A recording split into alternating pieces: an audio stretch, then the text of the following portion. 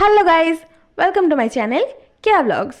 তো আজ আমি এই রঙ্গন ফুল গাছকে টবে বসাবো। আমার কাছে দুটি আছে, এই দুটিকেও আমি নার্সারি থেকেই এনেছিলাম। আর আগের ভিডিওতে তো আমি বলেই দিয়েছি যে গাছকে কিছুটা টাইম দেওয়া উচিত জায়গা এবং পরিস্থিতির সাথে ম্যাচ করে নেওয়ার জন্য। তো প্রথমে আমি এর মাটিটা ধুয়ে নিলাম, গোড়ার মাটি যেটা আগে ছিল, দিয়ে এবার এটাকে আমি টবে বসাবো। এবার টবে বসানোর জন্য কিসের মাটি নিয়েছি আমি, কি মাটি তৈরি করেছি আমি সেটা বলি। তার জন্য আমার লেগেছে 1 ভাগ মাটি, 1 ভাগ বালি, 1 ভাগ ভার্মিকম্পোস্ট আর এসএসপি ফাঙ্গিসাইড নিমখোল। এইগুলি দিয়ে আমি মাটিটা তৈরি করেছি।